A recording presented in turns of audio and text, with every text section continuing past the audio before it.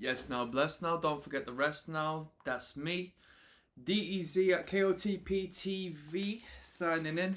I had just listened to the SOD Stormtroopers of Death Speak English or Die record. Alright. I've left my entire listen through on this channel, so you can check that out.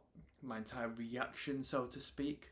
And I finished it off with a lovely review, an overview of the record. So now, what I'm going to do is have a look at a little bit of the history that surrounded this particular record on Wikipedia, any factoids of the band around this time and so on and so forth. Okay, so SOD was an American, so then no more at this moment, was an American crossover thrash band formed in New York in '85. So they were in the they were the real deal as far as location is concerned in the time.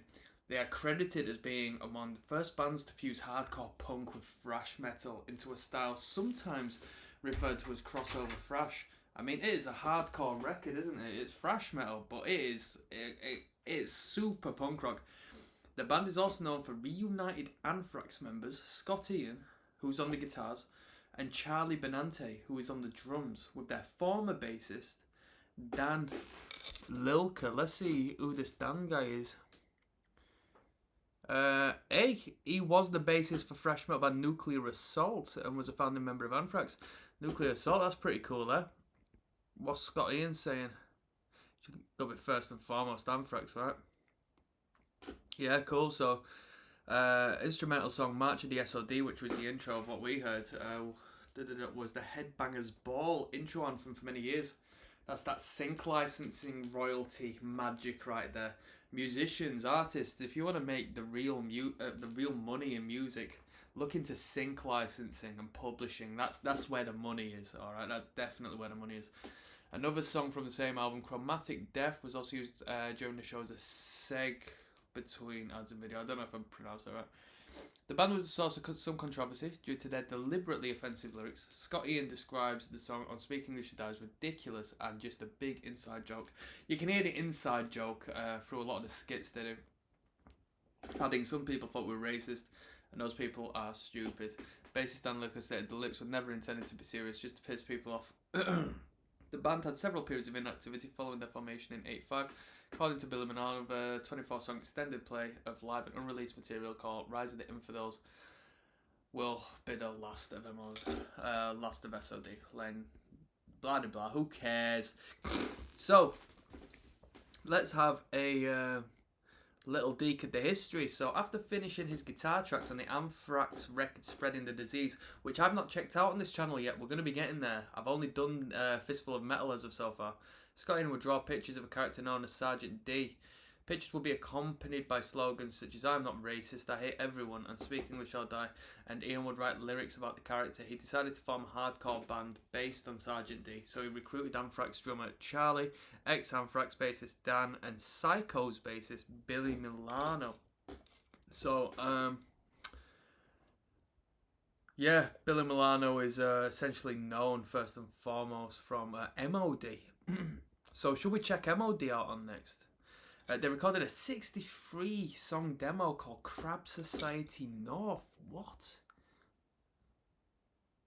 63 numbers. And set to work for an album for Johnny Zazula's Megaforce Records. The album title, Speak English or Die, was recorded and mixed over 3 days, and has since been hailed as a landmark album that was among the first to fuse hardcore punk with thrash metal. They toured in support of the album in '85, opening for Motorhead and the Plasmatics. I've never heard of the Plasmatics, have you?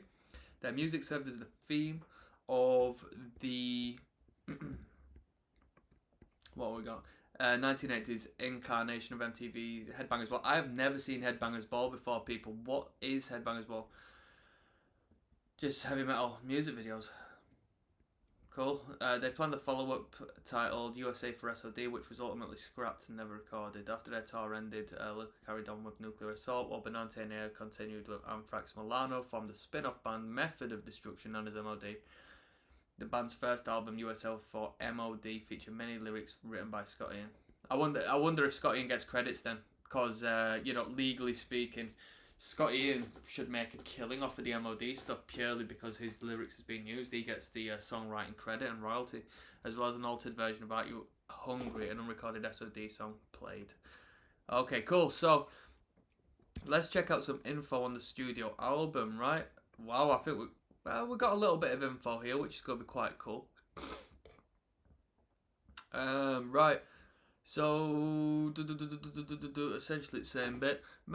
Many points of this album, particularly the song Milk, as one of the first songs to feature a blast beat, courtesy of Benante. One of the first songs to feature a blast beat? What?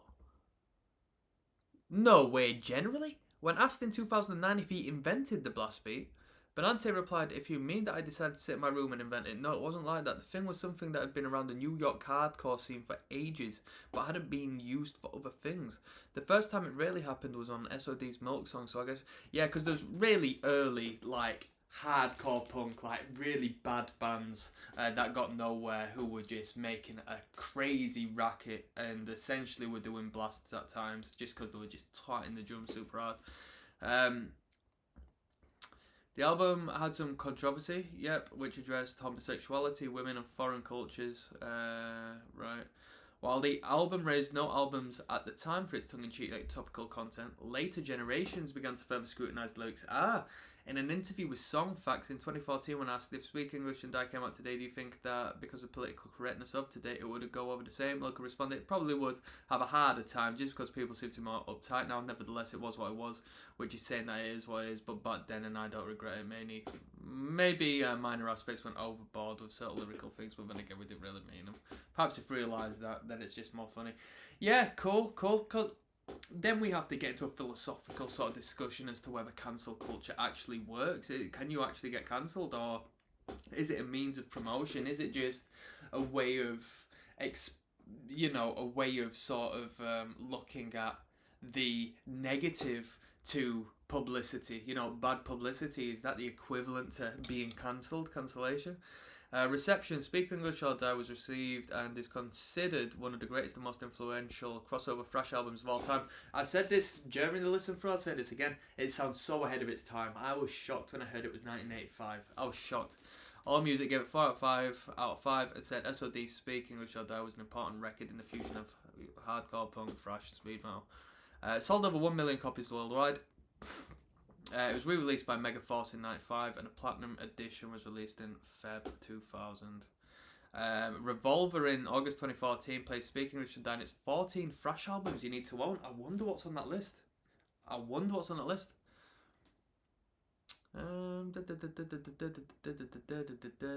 Scott Ian once recalled that Eddie Vedder was a fan of the album as well, saying he cornered me one night at a party for 25 minutes. Tell me this story about the first time he heard Speak English or Die and how it affected his life. There were also plans for a Speak English or Die tribute album featuring multiple artists during the late 90s, but the release never materialised. That'd be a nice little moneymaker for Scott Ian. Nice little moneymaker, you know what I mean? Songwriting credits, I wrote lyrics, I need credits. Ding, ding, ding, ding, ding. So that was a little bit of info. We've got Ram It Up, which is an Inferno cover. I've never heard of Inferno. Which was released in 92. The actual track listing was 21 songs, finished with 3 super fast songs, 7 seconds, 5 songs, 7 seconds, 5 seconds, 2 seconds. It was crap. 2000 reissue bonus studio tracks was Identity and Go, and then there was a reissue live bonus tracks recorded in Tokyo. I didn't check them out. I don't want to listen to live songs on a record. And then the 30th anniversary edition bonus track was the entire of the Crab Society North demos, which only came in at 14 minutes 48. So fastcore, shocking, eh? And that's about it, really. The bonus track Ram It Up added in reissues was an outtake from the original album sessions that had appeared already in 85 on the Megaforce from the Megavolt compilation. The song is a cover version taken from I can't read that, of the German hardcore punk band Inferno. I've never listened to Inferno before, but there we go. That was some info in regards to Speak English and Die. Has that changed my opinion of the rating I gave it? Nah, you know what? I think I was pretty perceptive in my listen through and how I observed the record and how I listened to it. Once again, I do think there is truth in jest, and I think when people tell jokes, you should listen to what they're saying, because they have conjured that, and that's a message they're still putting out into the world and want to put out into the world. So, you know, I do think there might be something here and there which might be laughed off as a joke, but actually isn't. And I'm not saying what in particular, it just is what it is. But there we go, pretty cool. Scott Ian has been credited as the producer, and Alex Perialis, audio engineer, best known as extensive work during the golden age of thrash. Come on! In the mid 1980s to early 1990s, worked with Overkill, Testament, Anthrax, Nuclear. That guy's got a catalogue. We need to check out this dude, Alex Perialis. I can't pronounce his surname, but fair shout. I'm going to sign out on that one, people, and let's keep it moving. If you want me to check out more SOD, happy to do so. I'm signing out. One love.